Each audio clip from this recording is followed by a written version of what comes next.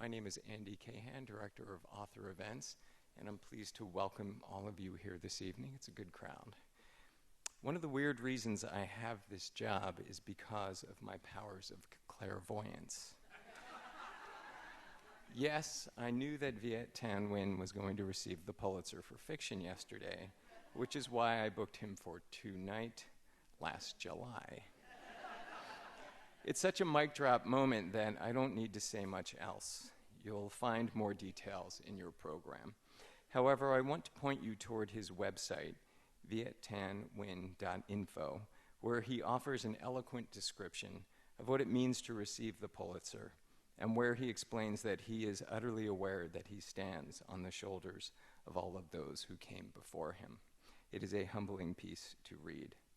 Nguyen is a professor of English and American Studies and Ethnicity at USC, and he runs the blog Diacritics, which is devoted to the arts, culture, and politics of Vietnamese and Vietnamese Americans. Please welcome Viet Thanh Nguyen. Thanks, Andy, for having me. It was a real honor to be invited here. And it really just struck me now as I was standing backstage that this is Pennsylvania. You know, I'm an American, I have terrible geography. It's like, oh, Philadelphia, Pennsylvania. But the interesting thing about this is that when I first came as a refugee to the United States, it was to Pennsylvania. It was to Fort Indiantown Gap, which was one of 4 refugee camps set up in 1975 to absorb the 150,000 or so Vietnamese refugees that were fleeing from the fall of Saigon, or the fall of South Vietnam.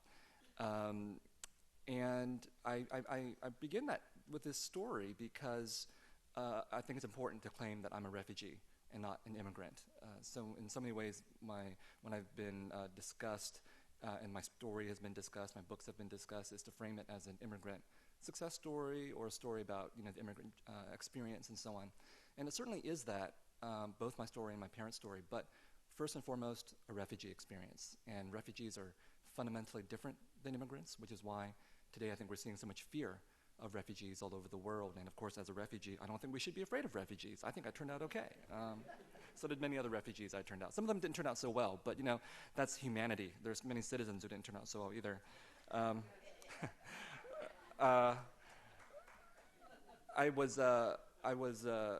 What I'm going to do tonight is talk to you about 2 books, The Sympathizer and Nothing Ever Dies, Vietnam and the Memory of War, which just came out like a week or 2 ago. And I think of them as the fictional and the non-fictional bookends of a lifelong project to think about what war and memory means. Specifically for me, the Vietnam War, but in a much broader sense, war and how we remember, how we forget. And I think it began for me with coming to Fort Indiantown Gap, Pennsylvania. I was 4 years old, and the first narrative memory that I have, the first story that I could tell, was being taken away from my parents and being sent to live with a white family. Because in order to leave a refugee camp, you had to have a sponsor. And no sponsor would take my entire family of 4. So my 10-year-old brother went to one family, my parents went to another, and I went to another, which for only a few months, but when you're 4 years old, that really felt like forever. And it's remained an invisible brand stamped between my shoulder blades and has influenced my life, and I've tried to make sense of that. So one of the things that I did was I wrote a novel called The Sympathizer, which is about a communist spy in the South Vietnamese army in April 1975 as Saigon is about to fall or to be liberated, depending on your point of view. And because he's a communist spy, he sees both sides of that. And he flees to the United States, and his job is to spy on the efforts of the remnants of the South Vietnamese army as they try to take their country back. So there's a lot of politics, intrigue, and violence, and all of this kind of good stuff. But there's also some humor. So one of the things that happens to him is that he becomes, in California, the authenticity consultant on the making of an epic Vietnam War movie to be shot in the Philippines that is conjured completely out of my imagination. Okay. So in this scene, he's going to discuss his meeting with the famous director, who is known only as the auteur, and 2 other characters will appear, the general, his boss, and the madam, the general's wife. After I descended from the auteur's home to the general's, I reported my first experience with the motion picture industry to the general and madam, both of whom were infuriated on my behalf. My meeting with the auteur had gone on for a while longer, mostly in a more subdued fashion, with me pointing out that the lack of speaking parts for Vietnamese people in a movie set in Vietnam might be interpreted as cultural insensitivity. Do you not think it would be a little more believable, I said, a little more realistic, a little more authentic, for a movie set in a certain country, for the people in that country to have something to say instead of having your screenplay direct, as it does now, cut to villagers speaking in their own language? Do you think it might not be decent to let them actually say something, instead of simply acknowledging that there is some kind of sound coming from their mouths? Could you not even just have them speak a heavily accented English, just to pretend that they're speaking in an Asian language that somehow American audiences can strangely understand? You know what I mean, ching-chong English. The auteur grimaced and said, "Very interesting, great stuff, loved it, but I had a question. What was it? Oh, yes.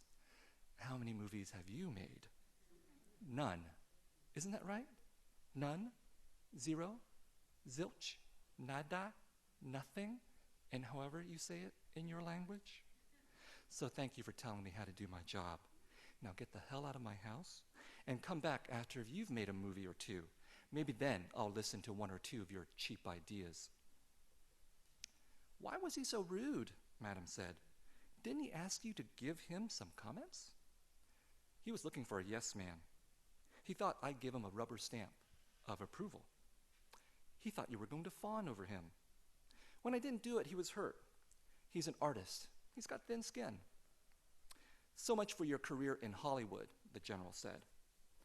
"I don't want a career in Hollywood," I said, which was true only to the extent that Hollywood did not want me. I confess to being angry with the auteur, but was I wrong in being angry? This was especially the case when he acknowledged he did not even know that Montagnard was simply a French catch-all term for the dozens of Highland minorities. "What if," I said to him, "I wrote a screenplay about the American West and simply called all the natives Indians? You'd want to know whether the cavalry was fighting the Navajo or Apache or Comanche, right? Likewise, I would want to know, when you say these people are Montagnards, whether we speak of the Bru or the Nung or the Tay." "Let me tell you a secret," the auteur said. "You ready? Here it is.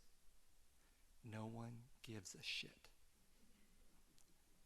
He was amused by my wordlessness.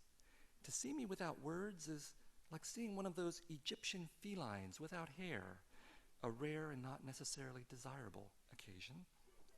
How could I be so dense? How could I be so deluded? I naively believed that I could divert the Hollywood organism from its goal, the simultaneous lobotomization and pickpocketing of the world's audiences. Hollywood did not just make horror movie monsters, it was its own horror movie monster, smashing me under its foot. I had failed, and the auteur would make the Hamlet as he intended, with my countrymen serving merely as raw material for an epic about white men saving good yellow people from bad yellow people.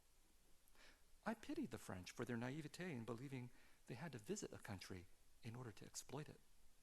Hollywood was much more efficient, imagining the countries it wanted to exploit. I was maddened by my helplessness before the auteur's imagination and machinations. His arrogance marked something new in the world, for this was the first war where the losers would write history instead of the victors, courtesy of the most efficient propaganda machine ever created, with all due respect to Joseph Goebbels and the Nazis, who never achieved global domination. Hollywood's high priests understood innately the observation of Milton's Satan, that it was better to rule in hell than serve in heaven, better to be villain, loser, or anti-hero than virtuous extra, so long as one commanded the bright lights of center stage. In this forthcoming Hollywood trompe-l'oeil, all the Vietnamese of any side would come out poorly, herded into the roles of the poor, the innocent, the evil, or the corrupt. Our fate was not to be merely mute. We were to be struck dumb. So the novel will go on to deal with a lot of intrigue and action and things like that. But the last thing that I'll read from the novel is about another part of Vietnamese refugee life, which many people don't know about, which is that the Vietnamese refugees that I knew growing up, although they were steeped in melancholy and sadness and bitterness and rage for having lost their country and lost a war, were also people who loved to drink and sing and dance and smoke. And so one of the first things that they did after arriving in California and Los Angeles was to open a nightclub. And this is true. And then this nightclub would become the basis for something called Paris by Night, which is a song and dance extravaganza, now in about 120 episodes, filmed in exotic locales from Las Vegas to Paris. And throughout the 1980s and 1990s, this was the primary form of entertainment for people in Vietnam because the production was so much better here in the United States or in the diaspora. So this is the story that leads to that gigantic, spectacular production. And here our narrator encounters a singer who is the forbidden fruit, the general's daughter. Now known by just one name, like John, Paul, George, Ringo, and Mary, Lana stepped on stage, clad in a red velvet bustier, a leopard print miniskirt, black lace gloves, and thigh-high leather boots with stiletto heels. My heart would have paused at the boots, the heels, or the flat, smooth slice of her belly, naked in between miniskirt and bustier. But the combination of all three arrested my heart altogether and beat it with the vigor of a Los Angeles police squad. It's not so funny in Los Angeles where that really happens. Pouring cognac over my heart freed it, but thus drenched it was easily flambéed by her torch song. She turned on the heat with her first number, the unexpected "I'd love you to want me," which I had heard before sung only by men.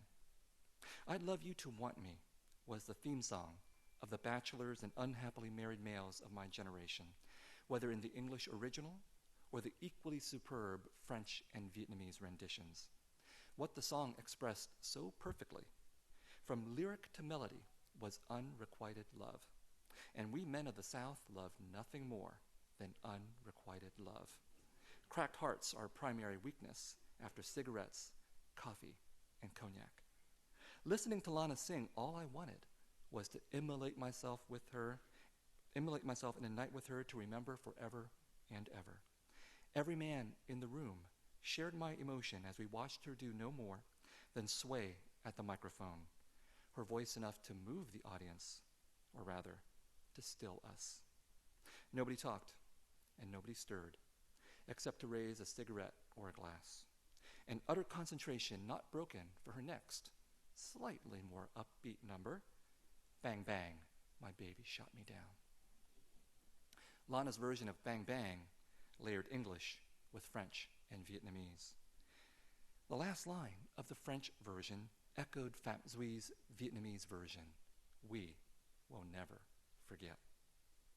In the pantheon of classic pop songs from Saigon, this tricolor rendition was one of the most memorable, masterfully weaving together love and violence in the enigmatic story of two lovers who, regardless of having known each other since childhood, or because of knowing each other since childhood, shoot each other down. Bang Bang was the sound of memory's pistol firing into our heads. For we cannot forget love. We cannot forget war. We cannot forget lovers. We cannot forget enemies. We cannot forget home. And we cannot forget Saigon. We cannot forget the caramel flavor of iced coffee with coarse sugar, the bowls of noodle soup eaten while squatting on the sidewalk, the strumming of a friend's guitar while we swayed on hammocks under coconut trees, the whisper of a dewy lover saying the most seductive words in our language, "Anoi."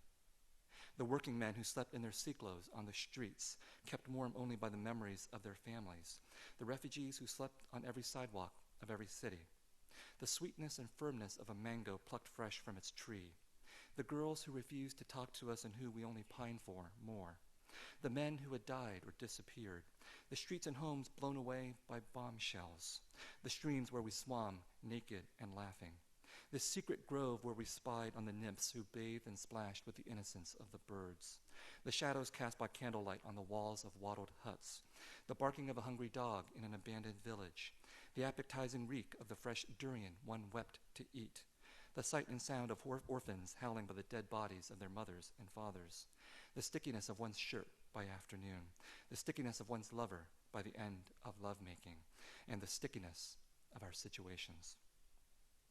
And while the list could go on and on and on, the point was simply this. The most important thing we could never forget was that we could never forget. So that's been true of me and of many Vietnamese people I know. Thank you.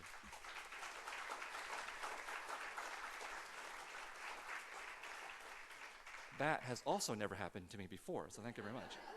I should have recorded this. So I had a lot to say in the novel, and then at the end I realized, oh, I have more to say. So I wrote another book, Nothing Ever Dies, Vietnam in the Memory of War. And you know, it started off as a very narrow academic project in 2002, which is really scary to say, which means it took about 13 years. And it's an investigation of how we remember this war, which, you know, in the United States and in Vietnam is remembered as a conflict between Americans and Vietnamese. And I wanted to go beyond that because I think that's actually a false dichotomy.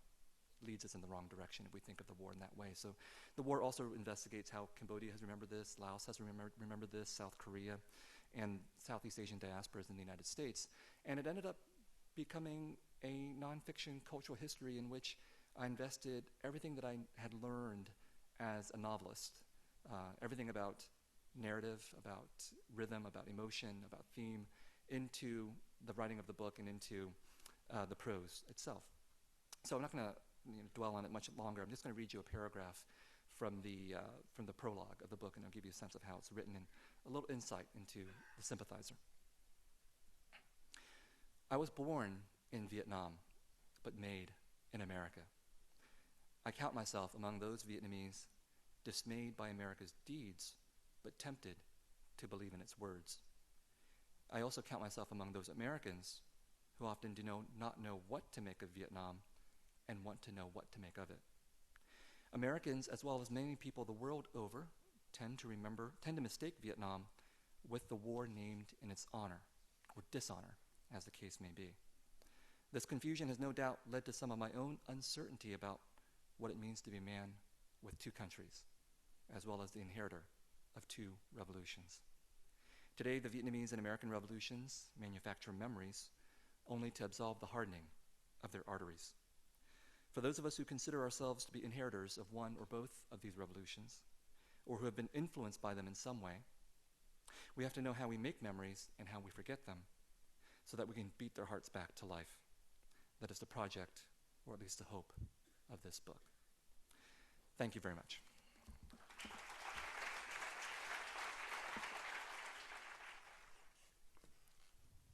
Congratulations, by the way. Question, you are an English professor. My question is, coming to America, what actually helped you or caused you to want to become an English professor? And how did you get into, you don't have a BFA, right? No, I took a few writing workshops, but mostly I'm self-taught. I mean, some of the stuff you have in here just really knocks your socks off. It's really phenomenal. And I'm just wondering what caused you to want to become an English teacher? My parents asked exactly the same question. Well, you know what? We're in the library, and some of my earliest memories in Pennsylvania were actually in the Harrisburg Public Library in the bookmobile. And I think that for me, and the library became a second home because even though I couldn't articulate it at the time, I was certainly absorbing the fact that we were refugees and that we were going through very difficult circumstances financially, emotionally. And at a certain point, my parents became store owners, which meant they lived the stereotypical shopkeeper's life. They worked every day of the week, 12 hours a day, 12 to 14 hours a day, literally. 7 days a week, every day of the year, except Christmas, New Year's, and Easter, because we're devout Catholics, or they are devout Catholics. I'm a horrible Catholic. So the library became my second home, and I think it became a place for me to escape from the realities of refugee life, and I learned to love literature there, and I learned also that there were stories and ideas in the library that were really, really powerful. I mean, there was kids' stories, children's stories that were moving, but because libraries are not boundaried, what is this, is a word? They don't have boundaries. You know, as a little kid, I could go anywhere I wanted and read adult fiction. I was reading horrible things that I would never let my own son read, okay? It's really scary, actually. But those experiences made me and gave me the sense that stories could be powerful and transgressive. And that's one of the reasons why I became an English professor. But I also have to add that as an undergraduate at Berkeley, I majored in English and ethnic studies. I never would have become an English professor without ethnic studies, because for me, as a refugee, looking at English, it was fun. You know, I loved reading, but I couldn't, find a way to actually justify it. Couldn't find a way to think studying the Romantics or the Victorians is going to somehow do justice to the world. And that was what I needed to make that connection between literature and justice in order to allow myself the freedom to pursue a PhD. And ethnic studies was what enabled that. I mean, it was reading Chicano literature, it was reading African American literature, Asian American literature that convinced me, books are not just about words inside a book. These words are connected to the world outside of it. And English professors weren't always making that claim, but ethnic studies professors always were. And that was really my inspiration.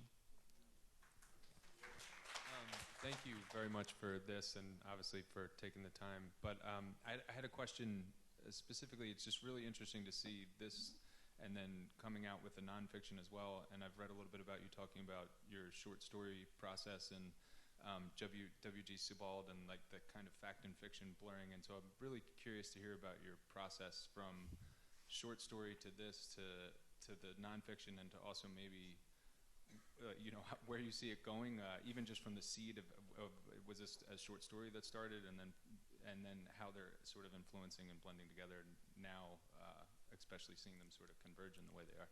That's a really traumatic question, because I think for I've been writing here and there throughout my childhood and stuff, and when I got to college, I took some writing workshops, and I made a decision when I had to apply for graduate school. I could not get away from being the stereotypical Asian refugee or immigrant. I looked at my prospects and thought, what is the best graduate school I can possibly get into? And it wasn't going to be a creative writing program. I was not that great of a writer when I was 21, and I knew that. So I applied to go into the PhD program.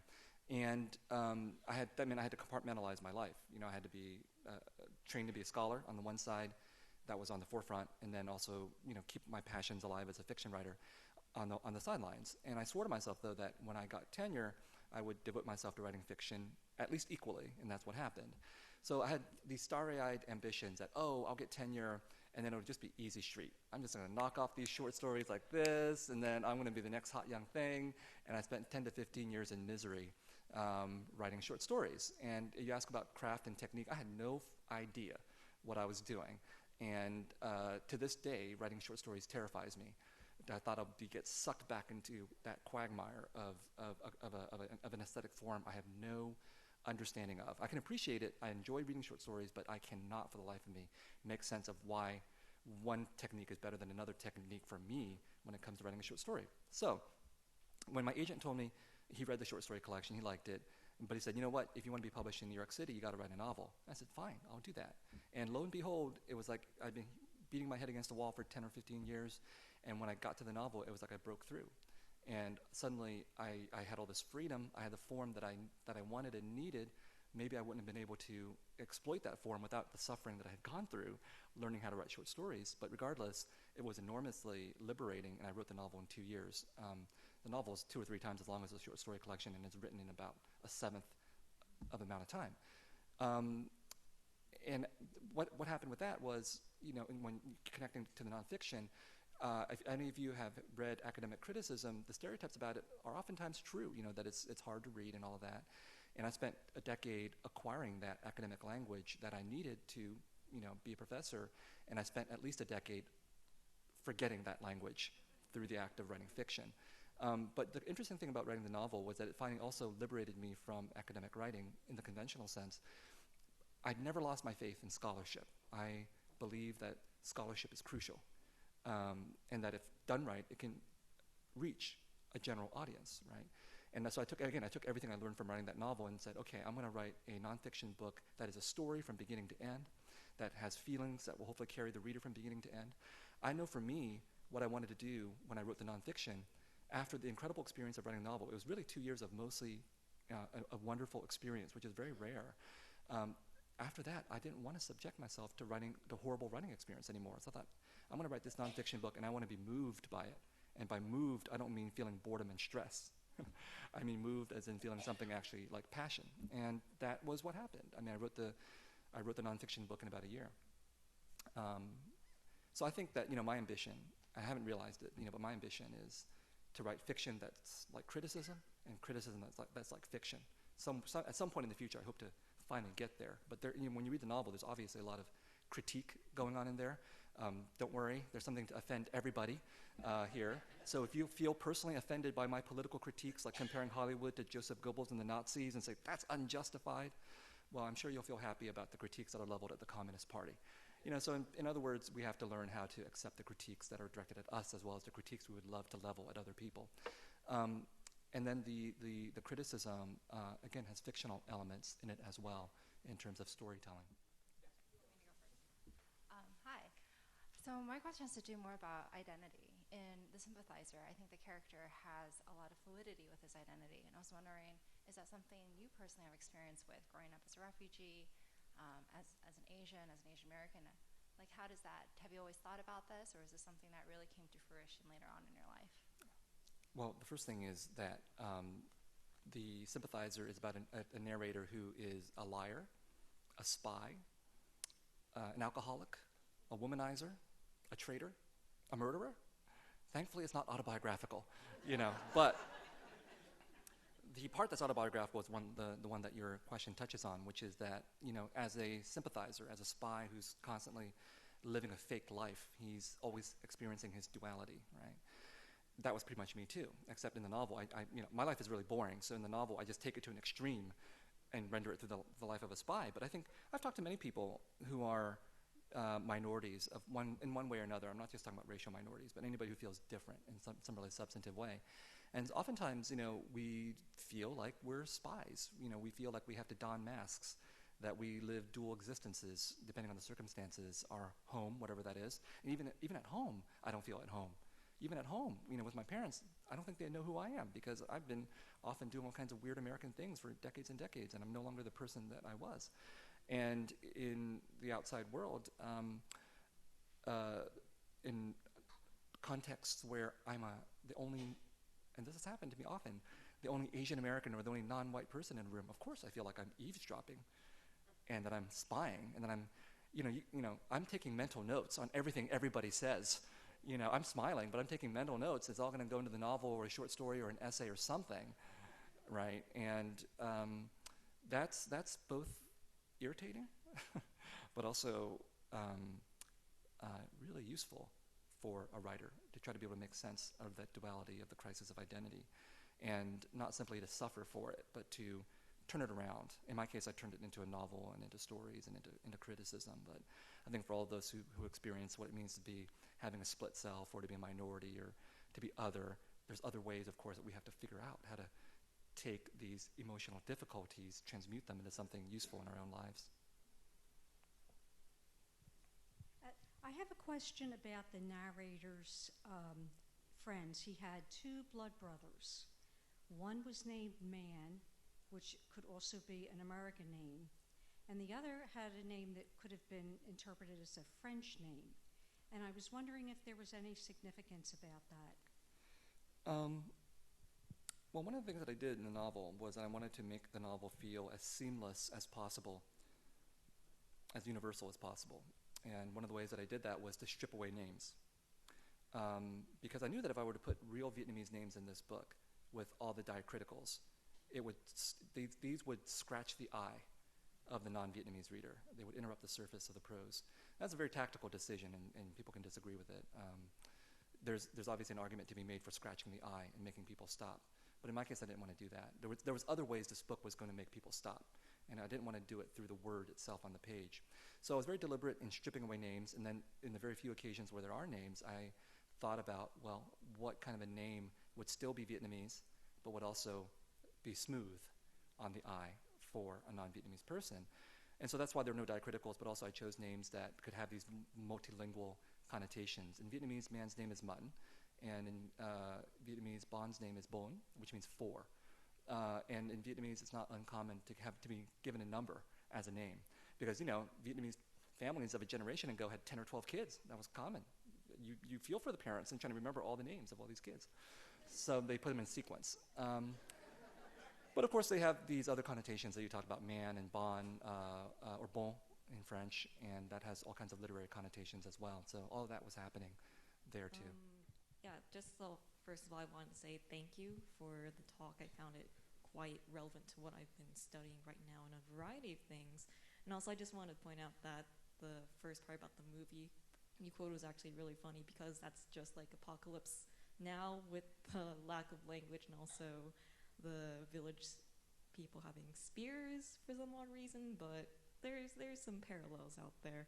But as a Vietnamese American who has been studying like critical refugee studies and just like trying to interact with this particular field, like I just want to know a little bit about your take on like Asian American studies, just kind of shifting it over to the scholarly field. How is that related to your writing process? I know you touched on it a little bit, but maybe some elaboration would be kind of nice. Well, to the first point, I mean, yes, Apocalypse Now was on my mind. That film scarred me at 10 years old when I watched it on that newfangled device called the VCR. And yes, I want to take revenge on Francis Ford Coppola. Yes, I want to take revenge on Hollywood. I couldn't help myself. It was a lot of fun to write it and hopefully to read it. But the movie, The Hamlet, is actually a compilation of many, many, many Vietnam War movies. And Apocalypse Now is actually a more intelligent movie than The Hamlet is. But I was thinking about the first draft of Apocalypse Now, which was written by John Milius, who was a much more of a red meat-eating kind of guy than Francis Ford Coppola turned out to be. As for Asian American studies, I was 18 or 19. I transferred to Berkeley, UC Berkeley, and or maybe right before I came to Berkeley, I went into one of the legendary bookstores there. This was about 1989, 1990, and I saw a book, The Joy Luck Club by Amy Tan. And that book has been controversial among Asian Americans in the long aftermath, but obviously it's very popular. If you say Asian American literature, this is one book that most non-Asian Americans will know. And certainly for me, who had grown up in San Jose initially in a multicultural background and then went to high school at a very elite Jesuit all-boys prep school where all the Asian American kids, guys, got into a corner and called themselves the Asian Invasion or the Yellow Peril. It was pre-racial consciousness days. It was revelatory to see a book on a shelf written by an Asian American about Asian Americans. That was the start of it. But really, I went to Berkeley and then took classes in Asian American studies. And I will never forget, I was very lucky my first semester to get into Introduction to Asian American Studies by Ronald Takaki, who had just written the first comprehensive Asian American history for a popular audience, Strangers from a Different Shore. And he was an incredible lecturer. And there was like 400 of us in the classroom, and all of us got enraged as we listened to these historical lectures about Asian Americans. And none of us had ever realized what had happened to Asian immigrants in the United States. The kinds of laws, the kinds of exploitation, the kinds of discrimination that had been heaped on Asian immigrants since the middle of the 19th century. That was the beginning. Then I took Asian American literature and so on. And it was becoming an Asian American studies student. I was actually an ethnic studies major, but taking so many of these classes that really began my intellectual transformation. And then, it can get much more complicated. I have some ambivalences about the field and so on, but I probably won't bore the audience with that kind of discussion. I read that you wrote this book really for the Vietnamese diaspora in the U.S. And so I'd be curious to hear what have been some of the most interesting reactions or most kind of striking reactions you've received from the diaspora to this book. Well, to be honest, actually, I don't even know if I'm being honest with myself, so I'll be honest about that. I think I said to myself, I wrote this book for myself. And then there's these concentric circles of audiences that go outside beyond that. There's my wife, this poor suffering wife, who's read every word, and after 20 years has finally started to see some rewards. My agent, my editor, and so on and so on. And yes, I think I deliberately structured this book as a conversation, not a conversation, as a confession from one Vietnamese person who's a spy to another Vietnamese person who's very unsympathetic. And I did it very deliberately because the temptation, if you're a minority in this country, or any country really, is to write for the majority. And that is the death blow of literature, as far as I'm concerned, because it cripples the literature, it makes it weak, because we have to translate. And people from the majority never have to translate. They can always assume that people will understand what they're saying. So I put deliberately into the structure of the book this narrative device that meant that my narrator would never have to explain himself, never have to explain Vietnamese culture to somebody else. The only time he does have to explain, he has to explain American culture to this Vietnamese person, and that's where the opportunity for satire and critique comes into play. Now, what this has meant, I think, is that yes, if I were to think about a larger audience, I think I am writing first and foremost to people who I think are intimate to me. That would be people who are politically, aesthetically sympathetic, or people who are ethnically like me, like these Vietnamese people. And I think that the amazing thing about it, I've seen hints of it before yesterday, but Vietnamese people were taking pride in this book in Vietnam and in the United States. I think they were proud of the fact that a Vietnamese American writer was successful. We're as a minority community and as a colonized country, a formerly colonized country, we're always interested in success stories that prove to the world that we're more than the stereotype, right? And just in 24 hours since the prize was announced yesterday, my Facebook feed, my Twitter feed has been inundated with messages from many people, but especially Vietnamese people. I don't know any of these people, saying we're proud of you in Vietnam and here in the United States. And so there seems to be hunger, not just for here in the United States, for Vietnamese Americans wanting to have their stories heard and have a representative for them, which I really object to being, and I can elaborate upon that. But in Vietnam too, I think there's a hunger for stories, because I think in Vietnam there's not a lot of freedom to tell these kinds of stories. And in this book, I really try to be honest about what this war has meant for Americans and Vietnamese people, which includes being very critical of the Communist Party and the revolution, and that's not really permitted in Vietnam. So there's a whole paucity of stories about that. I'm very pleased to be here this evening to hear you, because I read your book last month, and for me it was a masterpiece. And I also consider myself prescient for having put this date on my calendar months ago. And congratulations on your Pulitzer Prize. My book club read your book, and I thought you might like to know that the area where we had the most discussion and the most questions was about the interrogation. I thought you were going to say the squid, so thank you. Yes, I know exactly what you're talking about. So I was wondering if you could comment on the role of the interrogation in your book. Well, I had an outline for the novel before I wrote it, 2 or 3 page synopsis with an ending that involved a lot of shooting and action and all that kind of Hollywood stuff. And I knew when I did that wasn't the actual ending, but I didn't know what the ending was. And so I wrote the novel. And then about 2/3 of the way through the book, I realized I knew where I had to go. I knew where he had to go, the narrator, and he had to end up in interrogation. I'm sorry, I'm giving away the ending, but it was raised in the question. Because the novel is, yes, it's a spy novel, political novel, historical novel. It's also a novel about a man's interiority and his divisions, his struggle with himself. And so the most important part of the novel was that. And it couldn't be an externalized conclusion. It had to be an internalized conclusion. And, it had to, I felt, be a confrontation between the people who are most invested in this war. Americans think they're the most invested in this war, but it's the Vietnamese who are the most invested in this war of all sides. And so it's a confrontation between Vietnamese and Vietnamese at the end. And of course, a confrontation internally in this character between his split self, his split beliefs, his split racial heritage. And also, the idea of interrogation, it's a mode of power. It's a way by which power forces you to say what power wants you to say. And I knew that already as a Catholic, which is why I'm no longer a Catholic. And so earlier in the book, there's a whole Q&A structure, the catechism. that takes place, which all, Catholics are familiar with, I think. I don't know if they still do this, but they did when I was Catholic. That Q&A structure then becomes the Q&A structure for the interrogation at the end, and the point is that the communist mode of power, Catholic mode of power, aren't that different from each other. They're both authoritarian modes of power, and so are any other modes of power that model themselves on this kind of top-down, do as I say, there's only one answer to one question kind of model, and that's one of the things that the novel wants to criticize. This isn't what I was going to initially say, but that must be the understatement of the night, that Vietnamese had a lot more invested in the war. You need 50 of those walls down in D.C. to get all the Vietnamese names on them. And people have to physically imagine that, but that isn't what I want. I'm so thrilled what you said about the ethnic studies being this opening to literature being something real and valuable. I happened to have been at San Francisco State when there was one of the fights for that, and it's a year before Berkeley, and I feel very gratified that getting tear gas and whatever might have had some positive consequences.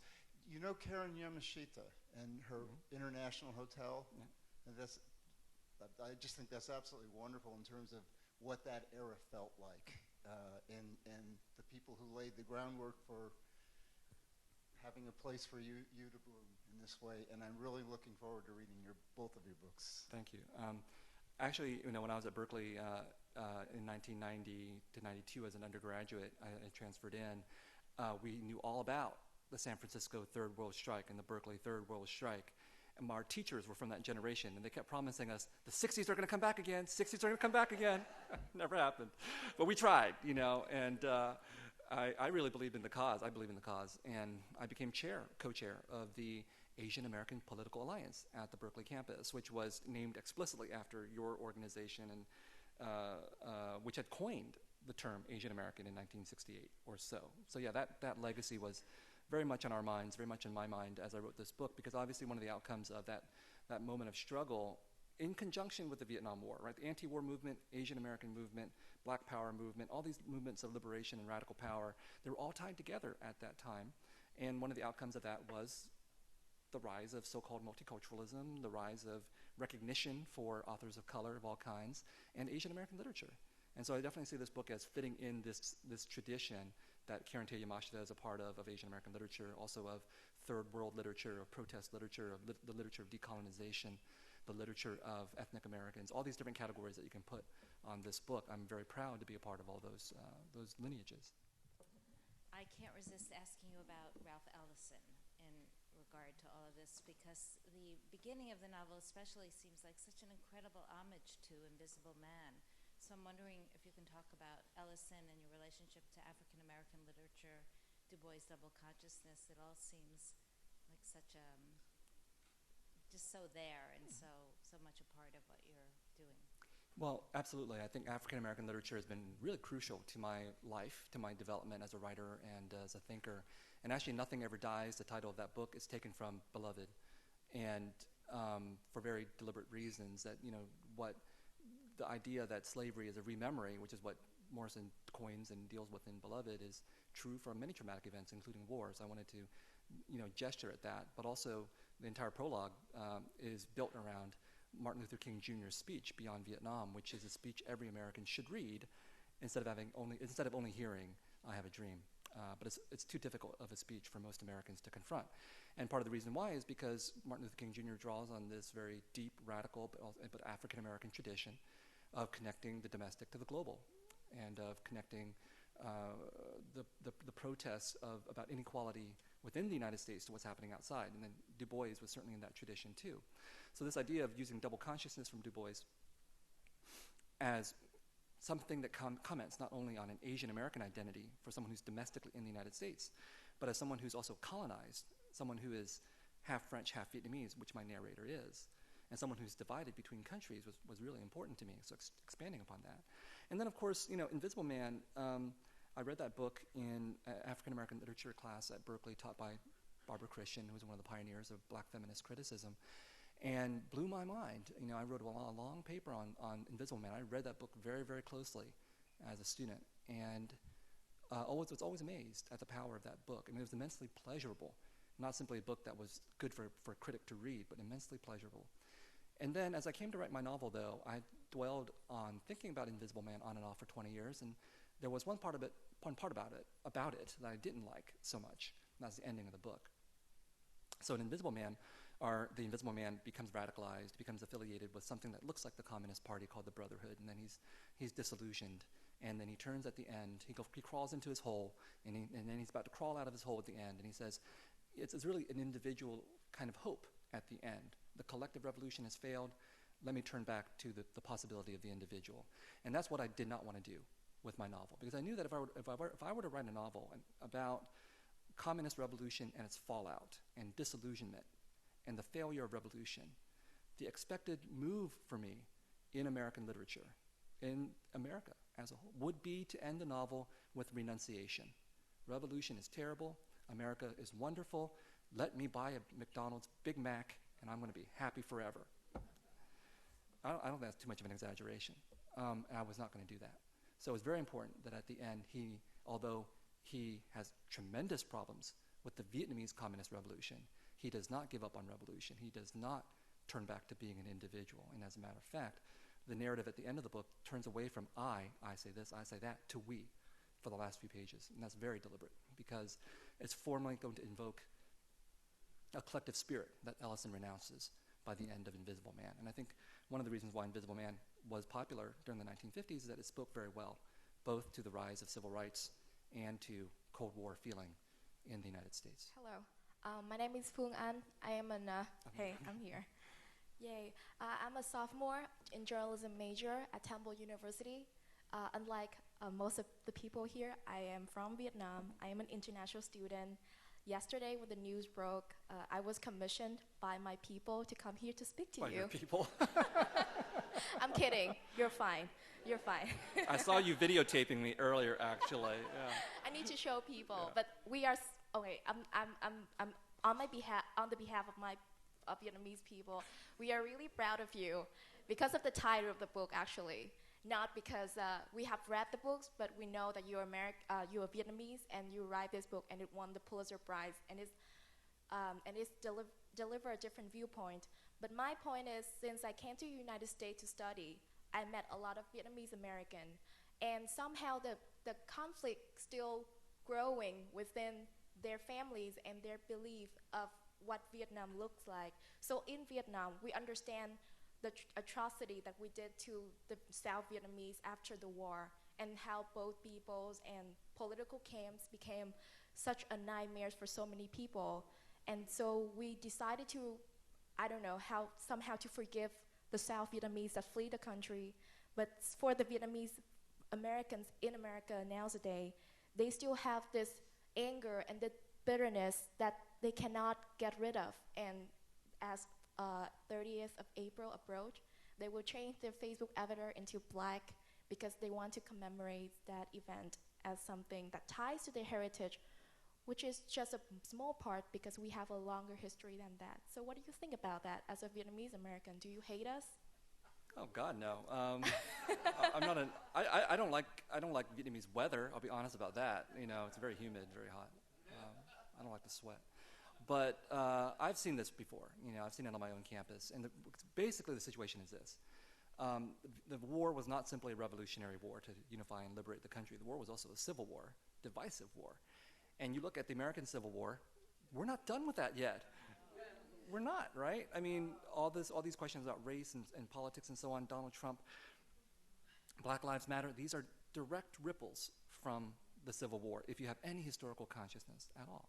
So it's very hard to ask people I can't believe I'm even sympathizing with the Confederacy in the South, but basically it's very hard to ask people to forget defeat, to forget the loss of a country, which is how Vietnamese refugees, Vietnamese Americans experience it. They experience this war as defeat, humiliation, loss, and they see the ramifications very intimately in their family lives. So it's easier, although not easy, for the victorious to forgive and forget, because you have the country, you have everything. And Vietnamese Americans of the second generation, they don't know anything possibly about their history, about Vietnam. What they do know is that they see their parents suffer. And as a Vietnamese person in Vietnam, filial piety really important. So how are you supposed to reconcile any intellectual understanding, if you have it, of the past with the idea that you owe your parents? And your parents say, this is a war that you can't forget. This is a past you can't forget. That's the situation they find themselves in. I'm not saying that I understand, I'm not saying I agree with the Black April movement and so on, but I understand where the emotions come from. And this whole idea that the Vietnamese have really, in Vietnam, have really understood the past, I doubt that. I do. I mean, I haven't seen that very often. For example, I took Vietnamese classes in Ho Chi Minh City at the National University, and one of my instructors was a Communist Party member. I don't have a problem with that. But we talked about the re-education camps, and she said, you know, that was justified. If we didn't put these people in re-education camps, they would have conducted war against us. I don't think that's an uncommon opinion. Or I had breakfast with the former ambassador to the EU, who was a former National Liberation Front operative, a very intelligent woman. And we talked about refugees, boat people, so-called boat people. And she said those people were not political refugees, in her opinion. They were economic refugees. And every single boat person who's ever made it overseas would tell you, no, we are political refugees. So there's some kind of disjuncture between how you may feel about it and how many people of your generation may feel about it, and how Vietnamese Americans perceive it, and how the state, the Communist Party in Vietnam, perceives it. So yes, the Communist Party is willing to acknowledge a little bit some of these issues, but I don't think there's full reconciliation, forgiveness operating throughout Vietnam. Thank you. Viet Thanh Nguyen.